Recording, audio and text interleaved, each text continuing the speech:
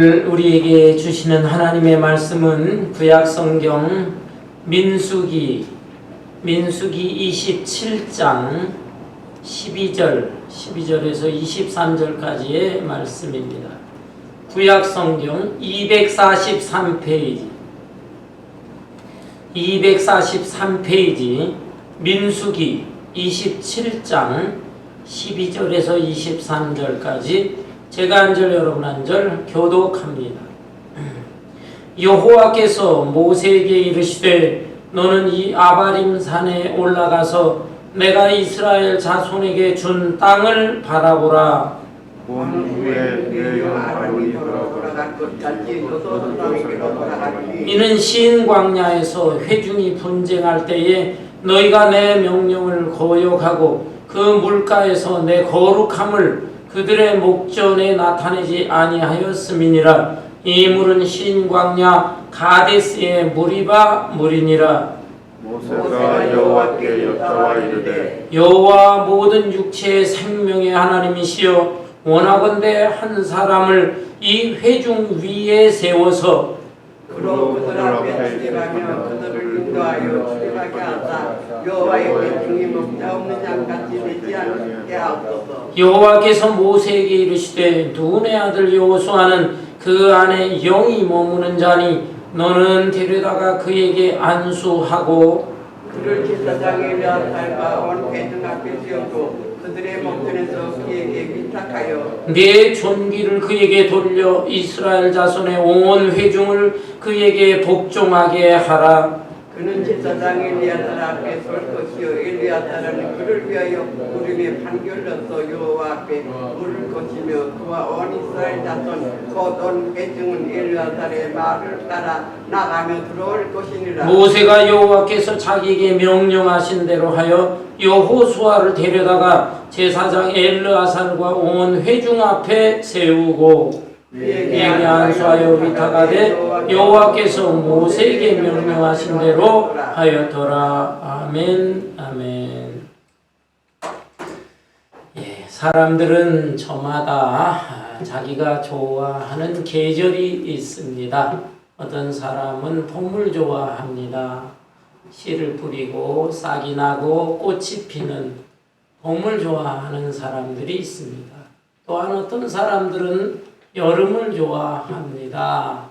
태양빛이 강하게 내리쬐면서 또 나무들은 크게 성장하고 녹음이 짙푸르러지는 이 여름을 좋아하는 사람들이 있습니다. 그런가 하면 가을을 좋아하는 사람들도 많이 있습니다. 오곡백과가 풍성하고 또 단풍이 울긋불긋 아름답게 만들어지는 이런 가을을 좋아합니다. 그런가 하면 겨울을 좋아하는 사람들도 없지 않아 있습니다. 낙엽이 다 떨어지고 앙상한 가지만 남아있지만 추운 겨울이지만 그러나 흰눈이 소복하게 쌓인 그런 겨울을 좋아하는 사람들도 있습니다. 우리는 지금 가을을 지내고 있습니다. 가을은 열매의 계절이면서 수확의 계절입니다. 또한 우리는 지금 가을 중에서도 깊어가는 가을을 지내고 있습니다. 낙엽이 몇 개씩 떨어지고 있습니다. 이제 얼마 있으면 추운 겨울이 찾아올 것입니다. 낙엽이 다 떨어지고 앙상한 가지만 남는 삭막하다고 할 수 있는 계절이 다가올 것입니다. 그런데 우리의 인생도 생각을 해보면 인생에는 사계절이 있습니다. 인생의 봄이 무엇입니까? 어린 시절 꿈을 꾸면서 또 열심히 공부도 하고 자라나는 어린 시절이 봄이죠. 또 인생의 여름도 있습니다. 인생의 중장년, 가정을 이루고 또 직장 생활, 또 일터에서 열심히 일도 하고 또 이런 사람 저런 사람 많은 사람들과 인간관계를 맺으면서 활동하는 시기라 할 수가 있습니다. 그런가 하면 인생의 가을도 있습니다. 인생의 황혼, 인생의 노년입니다. 이때에는 한평생 살아온 것에 대해서 어떤 열매를 맺는가, 또 어떤 수확을 하게 되는가 하는 것을 살피게 되는 계절입니다. 여러분은 인생의 노년을 맞이하는 분들이 많이 계시는데 무슨 열매를 맺고 또 무엇을 수확하고 있습니까? 세상적으로 본다면 한평생 공부도 하고 노력도 하고 열심히 살아왔는데 내가 얼마만큼의 열매를 맺었는가? 세상 사람들은 그저 돈이나 또는 지식이나 명예나 또 자식이 잘 되는 것이나 이런 것에 대한 열매와 수확, 이것만을 생각합니다. 물론 이러한 열매와 수확도 참 중요하겠지만은 우리 믿음의 사람들은 이거보다 더 귀한 것이 있습니다. 더 가치 있는 것이 있습니다. 그것은 바로 믿음의 열매를 맺어야 됩니다. 인격적인 열매, 그리고 성령의 열매를 맺어야 됩니다. 갈라디아서 5장에 보니까 성령의 열매는 사랑과 희락과 화평과 오래 참음과 자비와 양성과 충성과 온유와 절제라. 이런 열매들이 나에게는 과연 얼마나 맺혀지고 있는가? 나는 정말 성령의 열매 많이 맺어져 있는가? 이것은 나의 인격적인 열매. 그러면서도 또 우리 주님이 기뻐하시는 귀한 영혼들을 내가 얼마나 주님 앞으로 인도했는가? 전도의 열매. 이것이 정말 아름다운 열매인 것입니다. 내 인생의 가을에 이런 열매들을 얼마나 맺었는가? 그리고 또 세월이 지나게 되면 언젠가 우리는 인생의 겨울을 맞이하게 될 것입니다. 삶을 잘 마무리해야 될 것이고 또 하나님 앞에 섰을 때 하나님께서 나에게 어떤 평가를 내릴 것인가? 그것을 생각하면서 인생의 마무리를 잘 해야 될 것입니다. 오늘의 이 본문 말씀은 모세의 황혼의 인생, 죽음을 얼마 안 남긴 모세의 모습에 대해서 기록되어져 있는 말씀입니다. 모세의 나이가 120세가 되었습니다. 120세. 오늘날에는 120세 사는 사람이 거의 없어요. 기네스북에 120세 넘긴 사람 한두 명 기록되어 있는 것 같기도 하고요. 그런 정도입니다. 그러나 그 옛날로서 120세 넘긴 사람들이 꽤 많습니다. 그렇지만 역시 노인은 노인인데 모세는 120세 나이에도 아주 건강했어요. 신명기 34장에 보면 모세가 운명하는 장면이 나오는데 모세가 눈을 감게 될 때 그 눈에 총기가 흐리지 아니했다. 눈에 총기가 흐리지 않았다 라고 하는 것은 모세가 120세 세상 운명할 때까지 굉장히 건강했다 라고 하는 것을 알 수 있습니다. 그런데 오늘 본문 말씀에 보면 하나님께서는 이 모세에게 너는 아바림 산으로 올라가라. 아바림 산에 올라가서 이제 내가 너희들에게 약속한 가나안 땅을 바라보라. 네가 가나안 땅을 바라본 후에는 너는 이곳에서 죽으리라 말씀하셨어. 본문 말씀 12절 13절에 보면 여호와께서 모세에게 이르시되 너는 이 아바림 산에 올라가서 내가 이스라엘 자손에게 준 땅을 바라보라. 본 후에는 네 형 아론이 돌아간 것 같이 너도 조상에게로 돌아가리니. 여러분, 아바림산이라고 했는데 신명기 3장 또 신명기 34장에 보면은 느보산이라든지 비스가산이라든지 이렇게 표현되어 있습니다. 이 산의 명칭들이 왜 이렇게 다른 것일까요? 이 산들은 다 같은 산이라고 볼 수도 있지만 굳이 이것을 구분한다면 아바림 산은 산이 연결되어 있는 산맥이에요. 산맥. 아바림 산맥. 그리고 그 산맥에 여러 산들이 있는데 그 중에 하나가 한 산이 느보산이 있어요. 느보산. 그리고 느보산에도 여러 봉우리가 있어요. 봉우리. 그 봉우리 중에 가장 높은 봉우리를 비스가 산이라고 하는 것입니다. 대략 그 높이가 700에서 800m 정도 되는데 아주 높은 산은 아닙니다. 아바림산, 느보산, 비스가산, 넓은 의미에서는 같은 이름이다 할 수 있지만은 일반적으로는 느보산이다 이렇게 표현합니다. 제가 오래전에 성지순례를 갈 때 이 느보산에 올라갔어요. 느보산이 요르단 땅, 요르단 땅. 예, 한번 사진 준비됐으면 보여주실까요, 목사님? 예, 요 다른 그림이 또 하나 있습니다. 예, 또 하나 다른 그림. 예, 요 느보산 위에 건물이 지어져 있는데 이것이 바로 모세의 기념관입니다. 모세가 느보산에서 죽었다라고 해서 그 죽은 모세를 기념하기 위해서 그렇게 건물이 지어져 있어요. 저 건물 내부에 들어가면은 예배 처소가 잘 꾸며져 있습니다. 그리고 이제 이 마당 뜰에 보면 나무들도 있지만 아까 그 그림 그 놋뱀, 구리뱀으로서 이제 그 장대에 설치된 것을 상징하는 장식물이 세워져 있습니다. 여러분 그 출애굽기 내용들을 쭉 읽어보면은 이 이스라엘 백성들이 하나님께 많이 원망하잖아요.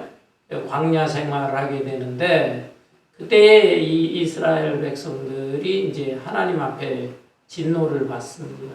그런데 한 번은 이 광야에 불뱀들이 나타납니다. 불뱀은 큰 뱀은 아니에요. 자그마하지만 그 강력하게 뜨거운 햇빛을 받아서 그 몸에 독이 가득합니다.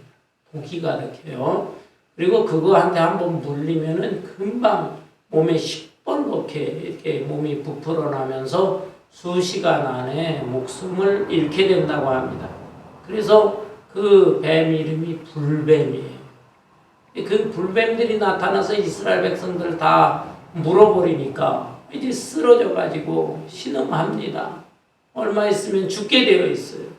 하나님께서 이 백성들을 살려달라 애원을 하니까 하나님께서 모세에게 너는 그러면 구리로서 그 불뱀의 형상을 만들어 장대에다 높이 달아라. 그것을 쳐다보는 자는 살아나게 될 것이다. 모세가 하나님 말씀에 순종해서 구리로 그 불뱀의 형상을 만들고 장대에다 높이 달았잖아요. 그래서 그것을 바라보라고 했는데 불신앙적이고 고집 센 사람들은 그걸 쳐다보지 않습니다. 그까짓 거 쳐다본다고 어떻게 내가 나을 수 있단 말인가. 그 쳐다보는 게 뭐가 그렇게 어려워요. 그런데도 불구하고 마음이 완악해서 쳐다보지 않고 쓰러져 죽고 그 놋뱀, 구리뱀을 바라보는 사람들은 살아날 수가 있었습니다.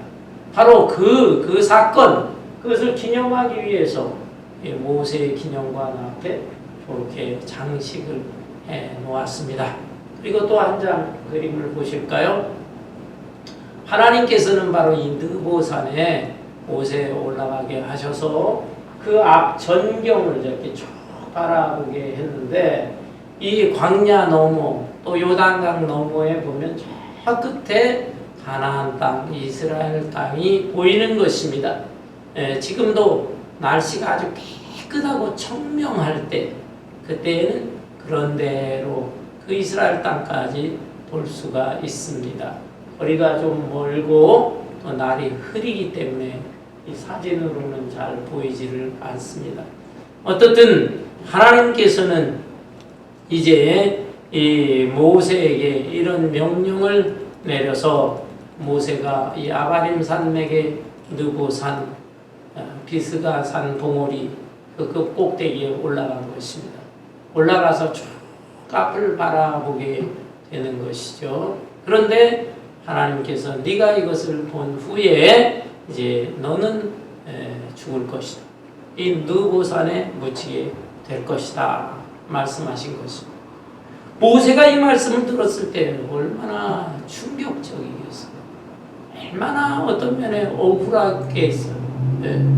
나이 80세에 하나님의 소명을 받아서 40여 년 동안 이스라엘 민족을 이끌고 온갖 시련과 고난을 극복하고 수많은 고비고비를 넘기면서 이제 이 느보산까지 왔어요. 지금은 요르단 땅인데 여기까지 왔어요.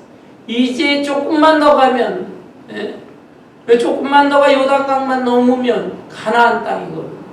그런데 그 가나안 땅을 목전에 두고 거기에 너는 들어가지 못하게 될 것이다 라고 했을 때 얼마나 안타깝고 얼마나 또 충격적이고 얼마나 억울하겠습니까? 여러분, 예를 들어서 어떤 사람이 아주 건강하게 생활하고 있습니다. 나이는 7, 80 됐지만 아직 건강해요. 그런데 정규 건강검진을 받기 위해서 병원에 갔는데 느닷없이 의사가 하는 말이 참 안 됐습니다. 암에 걸렸습니다. 그것도 암 말기입니다. 앞으로 3개월밖에는 살기 어렵겠습니다. 이런 의사의 말을 듣게 됐을 때 얼마나 놀라겠어요. 또 얼마나 충격을 받겠어요. 내가 아직도 나이는 있지만 건강한데 또 해야 할 일도 남아있는데 내가 3개월밖에 못 살아? 얼마나 또 생에 대한 여러 가지 회한이 생기고 억울하고 그 감정이 얼마나 참 복잡하겠습니까? 이 모세의 경우에도 바로 이러했다라고 하는 것입니다. 그런데 이 모세가 이렇게 가나안 땅에 들어가지를 못하고 느보산에서 세상을 떠나게 된 이유가 무엇이죠? 그 이유가 무엇 때문일까요? 모세에게 잘못이 있었습니다. 14절에 보니까 이는 신광야에서 회중이 분쟁할 때 너희가 내 명령을 거역하고 그 물가에서 내 거룩함을 그들의 목전에 나타내지 아니하였음이니라. 이 물은 신광야 가데스의 무리바 물이니라고 했습니다. 민수기 20장에 보면 이 이스라엘 백성들 모세의 인도하에 신광야의 가데스라고 하는 곳에 도착을 하게 되었어요. 그런데 그곳에 이제 물이 없어 목말라 고통을 받습니다. 이렇게 되자 그들은 하나님을 원망하고 또 지도자인 모세를 원망하기 시작을 했습니다. 이때에 하나님께서는 모세에게 너는 반석을 명하여 물이 나오게 하라 말씀하셨어. 그런데 모세가 그냥 화가 나가지고 반석을 지팡이로 2번이나 땅땅 쳐버렸어. 그래서 물이 나오기는 했어. 물이 콸콸 나오기는 했지만 하나님께서는 네가 가나안 땅에 들어가지 못하게 될 것이다. 하나님이 진노하셨어. 아니 그러면 모세가 반석을 지팡이로 2번 친 게 도대체 뭐가 잘못된 것이냐 하는 것이. 이것은 잘못이에요. 그 말씀을 잘 살펴보면 하나님께서 모세에게 반석을 명하여 물을 내라. 반석에게 명령만 내렸어도 물이 나올 수 있는 것입니다. 그런데 그 지팡이로 다 쳐버렸어요. 그것도 한 번 친 게 아니라 2번이나 내리쳤어요. 이것은 화가 났다는 것입니다. 화가 났어요. 왜 화가 났습니까? 이 백성들아, 도대체 내가 언제까지 너희들을 참고 견뎌야 되냐? 지도자로서 너무너무 어떤 면에는 정말 끝없이 지나온 40여 년 동안 원망불평한 이 백성들에 대해서 지긋지긋한 그런 마음도 있었을 것입니다. 이해는 할 수 있겠지만 그래도 어떻게 그렇게 백성들 앞에서 큰 혈기를 냈나, 이것이 잘못된 것입니다. 이 모세에게 있어서는 이렇게 화를 낼 만도 한 또 하나의 이유가 있기는 합니다. 그것은 출애굽기 17장에 보면 모세가 이스라엘 백성을 이끌고 이제 애굽에서 탈출하지요. 해방을 시켜 탈출하는데 얼마 지나지 않아서 르비딤이라는 곳에 왔습니다. 그곳에 가서 물이 없어 목만 나면서 백성들이 왜 우리를 광야로 끌고 나왔느냐, 차라리 애굽에 있었더라면 종살이를 할 망정 먹고 마시는 거에 대해서는 부담이 없었는데, 걱정이 없었는데 왜 이러느냐, 원망하죠. 그때 안타까웠는데 하나님께서 너는 지팽이를 들어서 반석을 치라 말씀하셨어요. 그 명령에 순종해서 모세가 반석을 탁 치니까 그래서 물이 나온 적이 있었습니다.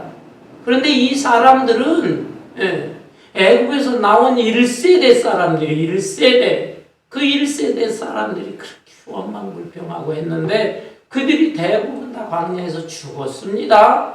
그리고 세월이 이제 40여 년 가까이 지난 거예요. 그리고 와서 2세대들이 대부분인데 2세대들이 똑같이 또 모세한테 원망하는 것입니다. 부전자전이라고. 세상에 똑같이 또 부럽다고 원망하니까 이 모세가 그 옛날이 생각이 난 거예요. 그래서 화가 나서 하나님이 반석을 명해서 물을 내라 그랬는데 에이 하면서 지 애비들하고 똑같은 것들, 똑같은 종자들 그러면서 그냥 다 두 번이나 쳐버렸다 이것이. 이 혈기, 이게 문제인 것입니다. 여러분, 모세 위대한 인물이지만 그에게도 약점이 있습니다. 흠점이 있습니다. 그것은 혈기를 내요. 혈기를 잘 내요. 여러분, 성경의 위대한 인물들도 대부분 다 약점, 흠점이 있습니다. 어떤 사람은 돈에 약하고, 어떤 사람은 명예에 약하고, 어떤 사람은 또 다윗 같은 사람은 이성, 정욕에 약하고, 약점들이 다 있는데, 이 모세는 이 화를 내는 혈기에 약점이 있어요. 이것은 사실 그 옛날, 모세는 이스라엘 히브리 민족으로 태어난 사람이지만, 그러나 하나님의 오묘한 섭리로 애굽의 궁궐에서 자랐습니다. 애굽의 왕자의 모습으로 40년을 자랐어요. 그런데 한 번은 이 자기 동족, 이스라엘이 노예 생활하잖아요. 종살이로 일을 하고. 그런데 관리자로 애굽 사람이 관리자로 일을 했는데 아마 이 애굽 관리자가 이 히브리 이 종을 막 억압을 했던 모양입니다. 그래서 서로 막 말싸움이 생기게 되는데 이때 모세가 간섭을 해가지고 피는 물보다 진한다. 자기가 애굽의 왕자의 모습으로 생활하지만 히브리 사람이다. 화가 나서 이 애굽의 관리를 때려 죽였어요. 모세는 살인을 했습니다. 아니 거기에 끼어들어서 잘 그거를 화해를 시키고 문제를 해결하면 좋을 걸, 그 화가 난다고 어떻게 사람을 죽일 수가 있습니까? 모세는 살인자예요, 살인자. 그것 때문에 겁이 나서 더 이상 이곳에서 살기 어렵겠구나. 도망을 친 거예요. 도망을 쳐서 저 미디안 광야에서 무려 80세가 되도록 40년 동안을 은둔 생활을 했습니다.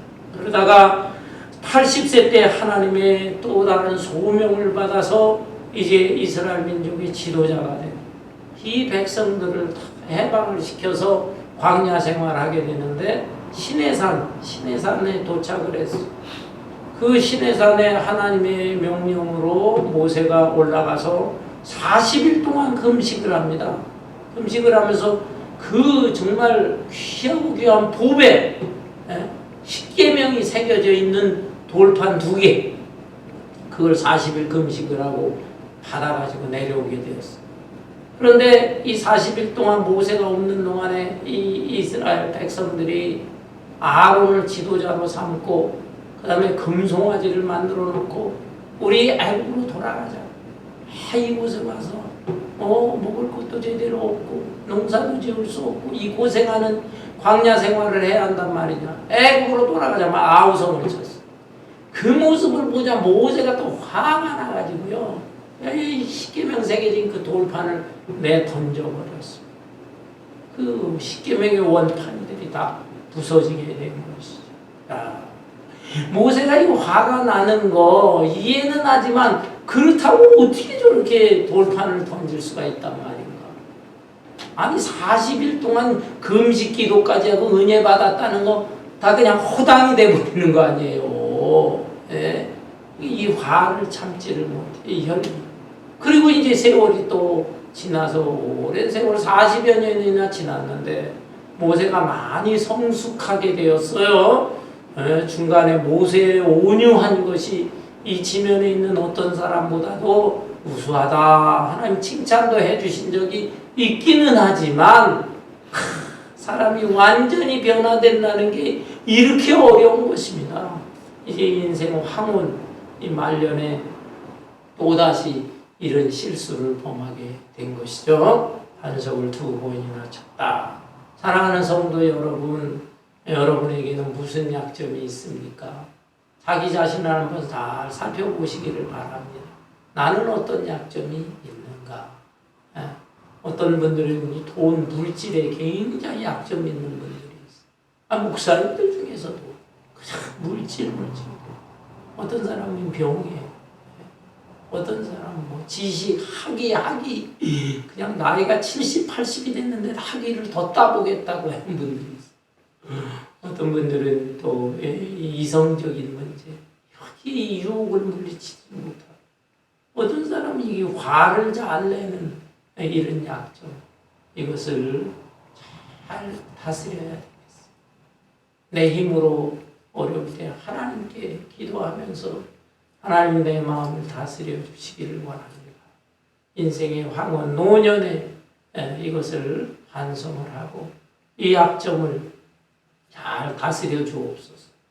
이 모세는 하나님의 책망을 받았어요. 책망을 받았어요. 그러면서 잘 마음을 다스린 것 같습니다. 본문에 구체적으로 나오지 않지만 신명기 3장에 보면 모세가 이 하나님의 음성을 들었을 때 인간이잖아. 인간이니까 막 그냥 하나님 앞에 항의합니다. 너무 억울합니다. 하나님이요, 내가 여기까지 왔는데 이제 조금만 더 가면 되는데 저로 하여금 저 약속했다. 하나님이 약속했다.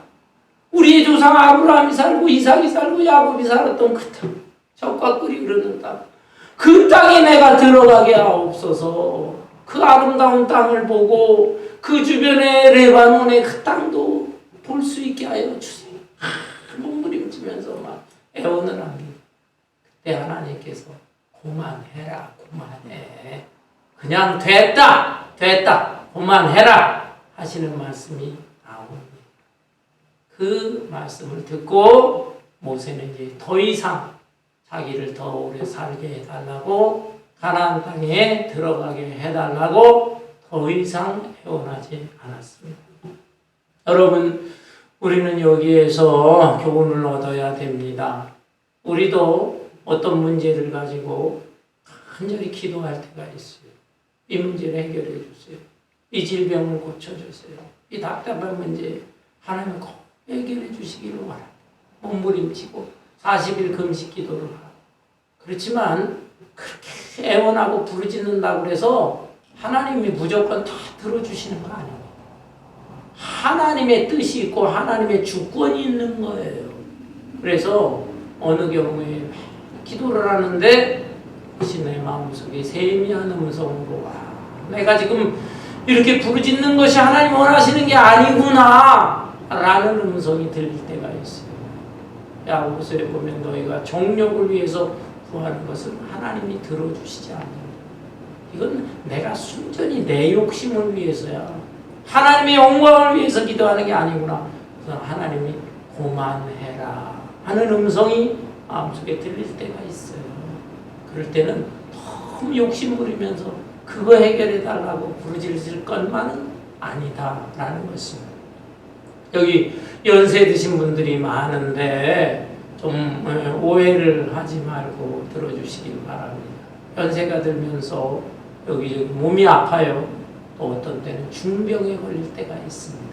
그럴 때에 병원에 와서 치료도 받아야 되지만 하나님 앞에 좀 간절히 기도하시기를 바랍니다. 기도를 하면은 하나님께서 음성을 들려주실 때가 있어요. 야, 너는 아직도 할 일이 남아있어. 너 사명이 있어. 그래서 내가 히스기야의 병을 15년 동안 그 생명을 연장시켜 주었는데 너도 이 병에서 나을 거야. 앞으로도 오래 살 거야. 하는 음성을 들을 수가 있습니다.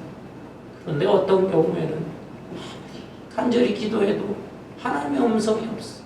내 마음 속에서 자꾸 이 성령의 감동으로 세미한 음성으로 들리기는 나는 이 땅에서 할 일을 다 했구나.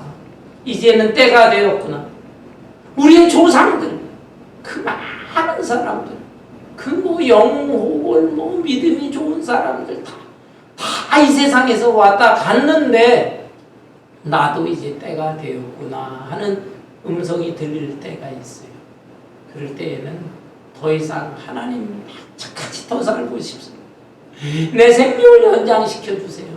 이렇게 기도할 것은 아니라고 봅니다. 내 때가 되었구나.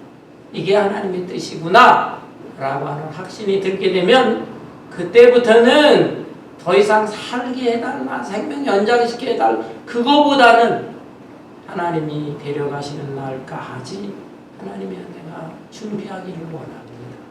부끄러움 없이 하나님 앞에 서기를 원합니다. 나의 마지막 사명을 다 할 수 있도록 하나님 그 면에서 힘을 주세요. 능력을 주세요. 은혜를 베풀어 주세요. 이렇게 기도할 필요가 있는 것입니다. 모세 처음에 네가 여기서 죽을 것이고 가나안에 못 들어갈 것이다. 그 음성을 들었을 때 충격받고 막 몸부림치고 애원했지만 하나님이 됐다. 너 그만해라. 라고 했을 때 모세는 더 이상 욕심부리지 않았습니다. 자기가 잘못해서 혈기를 부려서 여기까지 왔는데 그러나 하나님이 더 이상은 허락하시지 않는다. 회개를 해서 용서도 받았지만은 더 이상 가나안 땅에 들어가지는 못했습니다. 어떤 사람은 그럼 모세는 구원받지 못한 거 아닐까? 이렇게 의심하는 사람도 있습니다. 그렇지는 않습니다. 모세는 분명히 구원받았습니다. 왜냐하면 마태복음 17장에 보면 예수님께서 베드로, 야고보, 요한 세 제자를 데리고 변화산에 올라가셨어요. 변화산에 올라갔을 때 하늘에서 환상이 나타났는데 모세가 나타나고 엘리야가 나타나고 예수님도 나타나고 그 세 분이 서로 무엇인가 상의를 했다. 그 무엇인가 상의한 것은 예수님의 별세의 죽음, 예수님의 십자가의 죽음의 사건을 놓고 서로 상의를 하다가 모세가 떠나가고 엘리야도 떠나가고 오직 예수만 남았더라라고 했습니다. 모세는 예수님 오시기 전 약 1400~1500년 전 사람이에요. 엘리야 예수님 오시기 전 800여 년 전 사람이에요. 시간을 초월해가지고 하늘에서 만나는 게 환상으로 보여졌습니다. 이것을 볼 때 모세는 구원은 분명히 받은 사람이다 라는 것을 알 수 있습니다. 그럼 모세의 무덤은 어디 있을까요? 신명기 34장에 보면 이 모세는 이스라엘 백성들이 죽었을 때 30일 동안 고글했다고 그래요. 30일 동안 고글에서 느보산에서 묻었지만은 느보산 어디인지는 알 수가 없어요. 하나님께서 그것을 그 모세의 그 묻힌 것을 흔적을 없애버렸어요. 왜냐하면 그게 남아있으면 모세와 같은 이는 다시는 나타나지 않았노라. 신명기 34장에 그렇게 나와 있는데 모세, 위대한 모세. 그래서 하나님 섬기는 마음으로 막 모세를 막 우상화하고 그렇게 할까봐 하나님이 그 무덤을 흔적을 없애버리신 것 같습니다. 어떻든 모세는 이렇게 자기의 잘못 또 자기의 죄악 때문에 가나안 땅에 들어가지는 못했어요. 혈기를 부리고 또 어떤 면에 교만한 마음도 있습니다. 아니 반석에서 물이 나오는 건 하나님께서 하시는 것인데 내가 너희들에게 물을 내랴? 화가 나면서 자기가 반석을 탁탁 쳐버려요. 자기가 지팡이로 치면 그냥 물이 나오는 것처럼 내가 하는 것처럼 교만한 마음도 섞여 있었어요. 그래서 그는 가나안에 못 들어갔지만 하나님의 섭리 가운데 그가 할 수 있는 사명은 거기서 마친 것입니다. 모세는 이것을 더 이상 원망하지 않고 하나님의 뜻을 잘 그대로 받아들였어요. 하나님의 그 말씀, 명령을 그대로 받아들이고 순응하려고 했습니다. 그렇지만 모세는 또 한 가지 기도를 합니다. 더 이상 자기를 위해서 기도하지는 않았습니다. 자기 이스라엘 백성들을 위해 기도합니다. 자기가 40년 동안 지도자로서 살아왔는데 그렇다면 이 백성들은 어떻게 되는 것입니까? 아니 하나님께서 이 백성들 가나안 땅으로 인도하신다고 그랬는데 이 백성들의 앞날은 어떻게 될 것 같습니까? 그것 때문에 안타까워합니다. 본문 15절에 보니까 모세가 여호와께 여짜와 이르되 여호와 모든 육체의 생명의 하나님이시오 원하건대 한 사람을 이 회중 위에 세워서 그로 그들 앞에 출입하며 그들을 인도하여 출입하게 하사 여호와의 회중이 목자 없는 양과 같이 되지 않게 하옵소서. 자기가 떠나게 되면 이 이스라엘 백성들은 목자를 잃은 양과 같이 그러니 어떡합니까 하나님? 이들을 위해서 한 명의 또 다른 지도자를 세워주십시오. 자신의 후임자, 후계자를 세워주십시오. 라고 하는 것입니다. 이렇게 기도를 하게 되었을 때 하나님께서 뭐라고 합니까? 18절에 여호와께서 모세에게 이르시되 눈의 아들 여호수아는 그 안에 영이 머무는 자니 너는 데려다가 그에게 안수하고 그를 제사장 엘르아살과 온 회중 앞에 세우고 그들의 목전에서 그에게 위탁하여 내 존귀를 그에게 돌려 이스라엘 자손의 온 회중을 그에게 복종하게 하라. 이스라엘 백성들 자기 민족을 사랑합니다. 그래서 이들을 하나님 인도하여 주옵소서. 이들은 목자 이런 양이니까 한 명의 또 다른 지도자가 필요합니다. 누구를 세워야 될까요? 간절히 기도하니까 하나님께서 여호수아를 세우라 라고 했습니다. 여러분 오늘날 이 한국 교회 큰 교회들 대부분이에요. 이 목사님이 한평생 목회하시고 은퇴하시게 될 때 후임자 세우는 문제 가지고 굉장히 잡음이 많습니다. 특별히 이 목사님의 아들들 가운데 목회자가 있다면 그 아들 목사를 갖다 후임자로 세우기 위해서 애를 쓰다가 교회 내에 막 잡음이 일어나고 분란이 일어나고 심지어 교단까지 막 확산이 돼가지고 교단까지 시끄럽고 이런 일들이 꽤 많이 일어나고 있습니다. 여러분은 이 문제에 대해서 어떻게 생각합니까? 저는 개인적으로 생각할 때 목사님의 아들들이라고 해서 그 교회 담임하지 말라는 게 어디 있느냐. 그 목사님의 아들이 그 교회를 담임하면은 그 교회에 누가인지도 알고 또 아버지 목회를 잘 이렇게 그 실력과 영역을 본받아가지고 그 교회 문화에도 잘 맞아요. 분위기도 잘 알아요. 잘할 수 있다 이것입니다. 실력과 영역이 되게 되면 할 수도 있는 거예요. 그런데 문제는 그 실력, 영역이 부족해요. 또 다른 훌륭한 목사님들이 너무 많아. 그런데 그런 분들한테는 기회도 주지를 않고 그냥 인위적으로 억지로 막 세우려고 그래요. 김일성이 자기 왕조 세우듯이 저렇게 자기 아들들 세우듯이 그냥 공정한 게 없이 인위적으로 자기 아들이라고 해서 세우려고 하기 때문에 여기에 잡음이 많은 것입니다. 모세는 그렇게 하지 않았어요. 모세에게도 아들들이 있었습니다. 모세에게 두 아들이 있었고 모세의 형 아론의 자식들도 있어요. 모세한테 조카들입니다. 자기가 물러나고서 자기 후계자로 자기 아들이나 또는 자기 조카들이나 세울 수가 있었어요. 그러나 모세는 내려놨어.